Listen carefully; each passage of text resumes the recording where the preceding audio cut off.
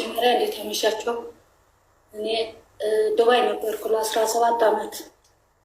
ከዛ ብር የላኩት ሁሉም ይላካል። እንትን ተንዲኖ ሲሚንቶ የተላከ የት እንደደረሰ ትነግረኛለች። እና በመሀል ላይ በስምሽ ላድርገው እኔም ከራሴ ላውርድ ስትለኝ አይ ምህረት የሚባል አለ እሱ ሲመጣ ጊዜ ነው የምመጣ እያልከዋት ነበርኩ። ከዛ አሁን አፉ ወጣ ምህረት ሲባል እናቴ እየመጣሁ ነው። ምህረት የምትላችሁ ይህ ዱባይ ላይ ምህረት የሚደረገውን ከብዙ ዓመት በኋላ የሚደረገውን አፉን ሲደረግላት ነው መምጣት የምችለው ህገወጥ ስለነበረ። አሰላሙ አሌይኩም ወረህመቱላሂ ወበረካቱሁ። እንዲሁም ክርስቲያን ወገኖቼ ሰላም ሰላም በያላችሁበት ሰላማችሁ ብዝት ይበልልኝ። ኢንሻአላህ ዛሬ ማለት ነው በእህታችን ዙሪያ በጣም ነው ያሳዘነችኝ። የእህታችንን ኢንተርቪው ሰምቼ ማለት ነው በጣም ነው ያዘንኩት። ከምንም በላይ ነው ማለት ነው ያዘንኩት። እንግዲህ 17 ዓመት ሙሉ በአረብ ሀገር ሰርታ ደም ተፍታ የሰራችበትን በገዛ እናቷ መካዷ ማለት ነው በጣም ነው ያሳዘነች። እጅግ በጣም ማለት ነው ማለት በጣም ከባድ ነው። አንድ ሰው በጓደኛ ሊሆን ይችላል፣ በትዳር ሊሆን ይችላል፣ እንዲሁም በእህት በወንድም እንዲሁም ባጎትና ባክስት ሊሆን ይችላል።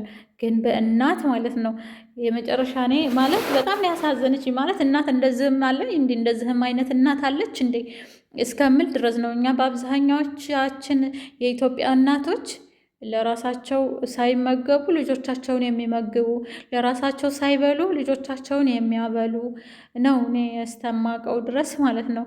እንደዚህ አይነት እናት አለች እንዴ እስከምል ድረስ ነው። በጣም ነው የታዘብኳት፣ በጣም ነው ያናደደችኝ ማለት ነው። ማለት እናትነት ራሱ ትልቅ ትርጉም አለው። እናቶቻችን መከራ አይተው ነው ያሳደጉን። በጀርባቸው ልጅ ይዘው ሰው ቤት ተቀጥረው ልብስ አጥበው ቀን ስራ ሰርተው የቤት ራሱ ስንት ነገሮች አሉ። ቤት ራሱ እንደዛም ባይሰሩ የቤት እመቤት ሲሆኑ እኛን ብዙ ነገሮች ዋጋ ከፍለውብን በጣም ብዙ ዋጋ ማለት ነው። በጣም ብዙ ዋጋ ከፍለው ነው ያሳደጉን። ዝቅ ብለው ለራሳቸው መብላት ሳያምራቸው እንብላ እንኳ ስንላቸው የማይበሉ አይበልተናል እየራባቸው እያለ እንኳ ማለት ነው እንዳናቅባቸው እየፈለጉ እኛ በልተን ሲተርፈን ጠግበን ሲተርፈን ነው። እኔ እናቶቻችን የማውቀው በአብዛኛው ጎረቤት አለ የሀገሬን ሰዎች የማየው ማለት ነው ከኛ በፊት ሳይበሉ እኛ በልተን ስንጠግብ የተረፈንን ትራፊ የሚበሉ እናቶች ነው እኔ እስከማውቀው ድረስ። እናት ማለት ደግሞ ለልጇ ደስታ ብላ የምትኖር ናት። የራሷን ደስታ ትታ የራሷን ስንት መልክ ያላት መልኳንም ውበቷንም እድሜዋንም መልበስ ሲያምራት ልጆች ይልበሱ እያለች ስንቶቻችን እናቶች ናቸው። የእውነት ለመናገር ግን ይቺ እናት አይደለችም።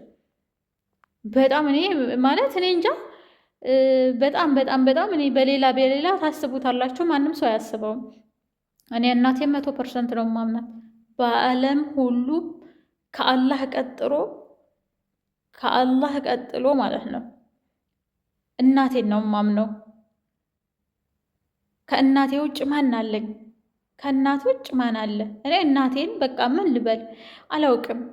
እኔ እንጃ እናትነት በጣም ከባድ ነው። ግን ይቺ በጣም የሰው አውሬ ናት። 17 ዓመት ሙሉ ሰርታ ከዛ ከሰራች በኋላ ልጆች አሏት፣ ደግሞ 3 ልጆች አሏት። ልጆቿን ኪራይ ቤት ይዛ እሷ እንድትወጣ ማድረግ ውክልና። እኔ ልንገራችሁ፣ ይሄ ውክልና ማለት ከዚች ከልጅ እኔ ተማሩ ከዚች ከልጅ ማለት ነው ይችልሽ እኔ ራሱ ያኔ እንትን እንዳስብበት አድርጋኛለች ማለት ውክልና ስንልክ በነገራችን ላይ ሶሻል ሚዲያ የማንከታተል ልጆች ነን እንጂ ብዙ ጊዜ ይናገራሉ። ሙሉ ውክልናና ግማሽ ውክልና አለ። ከዚህ የምንልክ ልጆች እባካችሁ ተጠንቀቁ ማለት ነው። ሙሉ ውክልና መሸጥም መለወጥም ሙሉ የእናንተን መሸጥም መለወጥም እንዲችል የሚሰጥ ውክልናና እንደገና ደግሞ በእናንተ ወክሎ በፊርማ ብቻ ያኔ ለምሳሌ አሁን ቤት ልገዙ ነው። ቤት ስትገዙ ያን ውክልና ከላካችሁለት ለፊርማ ብቻ የባንክ ቤት ደግሞ ቼክ እንዳደርጉላችሁ ባንክ ቤታችሁን ውክልና የምትሰጡ ቼክ እንዳደርጉላችሁ እንዲፈርሙላችሁ ለፊርማ ብቻ ግማሽ ውክልና ስጡ። ሙሉ ውክልና ማንንም ማምናችሁ አትስጡ። ሙሉ ውክልና አትስጡ። በመቀጠል እንደገና ደግሞ እህቶቼ ቢያንስ 75% ወደ ቤተሰብ ከላካችሁ 25%ቱን ለራሳችሁ ያዙ። ስንቶቻችንን የካርድ ሁሉም ይቸግረናል። የእውነት ሁሉንም ከመላካችን ማለት ነው። ግን እኛ ያኔ ስለማናዳምጥ ነው። በእርግጥ አሁን አዲስ የመጣችሁ አዲስ ልጆች አላችሁ። ለእናንተ ነው ይሄ ምክር፣ ግን አትሰሙም። ለምን? እኔም በሰዓቱ አልሰማም ነበር እንደዚህ ሲባል። ቢያንስ 75%ቱን ከላካችሁ 25%ቱን አስቀምጡ። ነገ ጧት ስትሄዱ የካርድ ራሱ ይቸግራችኋል። ተመልሳችሁ ትመጣላችሁ። እኛ በአረብ ሀገር ያለን ከ10 ዓመት በላይ ከዛ በላይ የምንሰራ ልጆች ራሳችን እናውቃለን። በቃ ካሁን በኋላ መሮና ሰልችቶናል ብለን ሀገር እንገባለን። ከዛ ደግሞ እዛ ስንሄድ የካርድ መሙሊያ ራሱ እያጣን የታክሲ እያጣን ተመልሰን እንመጣለን። አሁንም መልሰን እንሄዳለን። አሁንም እንደዛው። ኧረ እህቶችም መቼ ነው የምንማረው? እኛ እውነት መቼ ነው የምንማረው? ሁሌ ለቅሶ፣ ሁሌ የአረብ ሀገር ሴት ተገፍታ፣ ሁሌ የአረብ ሀገር ሴት ተደብድባ፣ ሁሌ የአረብ ሀገር ሴት አእምሮ ጭንቀት ይዟት በየሆስፒታሉ። እኛ እንደው ስንቶቻችን በቃ በዛም የሚወራው የአረብ ሀገር ሰው ነው፣ በዚህም የአረብ ሀገር ሰው ነው። የምንበደለውም እኛ ነን፣ የምናዋጣውም እኛ ነን፣ የምናሳክመውም ሰው እኛ ነን። ግን ለእኛ ስንታመሙ እኛ እንትን ስንል ማንም አይደርስልንም፣ በነገራችን ላይ ማለት ነው። እና እህቶች ተጠንቀቁ። ሙሉ ውክልና ምናምን አትላኩ።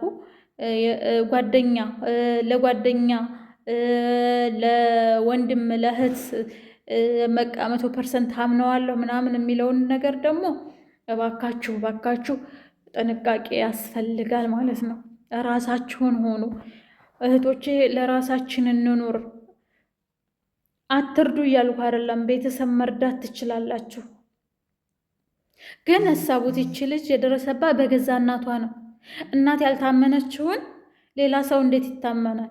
ደግሞ አሉ ብድር እየጠየቃችሁ አላችሁ፣ ወይም የምትሰጡ ልጆች ለእናንተ ነው።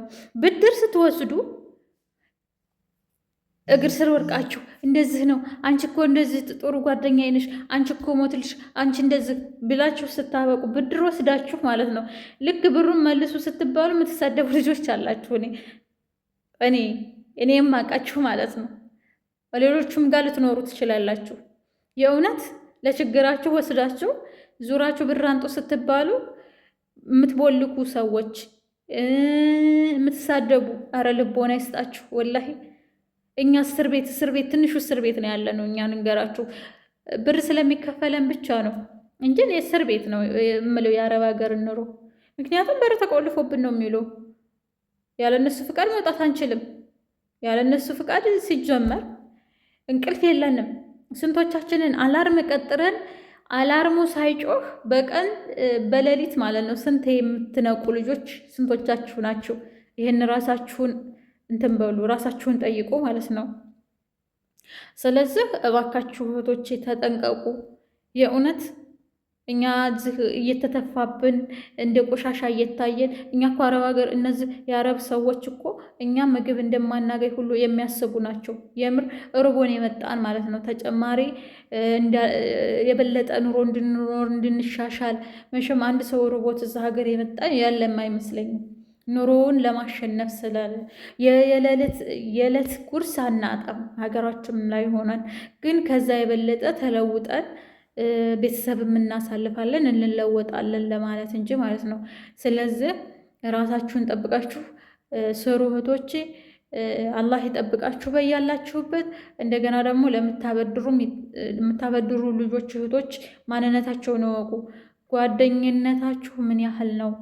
ጓደኝነት ስትይዙ አንድን ሰው በአፉ ብቻ አይደለም በተግባሩ እዩ። በተግባሩ እዩ ጓደኞቻችሁን። እስኪ ቆም ብላችሁ አስቡ። ስለዚህ ይህን ብር ለማን ነው የምንሰጠው ብላችሁ ማሰብ አለባችሁ። ብራችሁን አታባክኑ። ብራችሁን ከያዛችሁ ያ ሰው ይወደኛል ይጠላኛል የሚለውን ነገር እንትን በሉ። በተረፈ አላህ ይጠብቃችሁ። እኔ ለዚችም ለእህቴ ቃላት የለኝም። አላህ ይርዳት። በቃ ሀቋን ይመልስላት።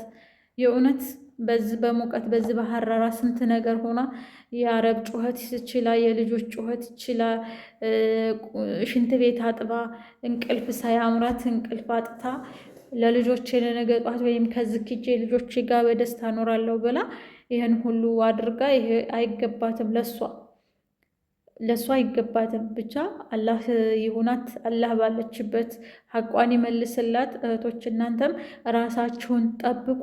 አላህ ይርዳችሁ፣ አላህ ያግዛችሁ። ለሁላችንም ሰላም ሁኑልኝ። አመሰግናለሁ ስለተከታተላችሁ።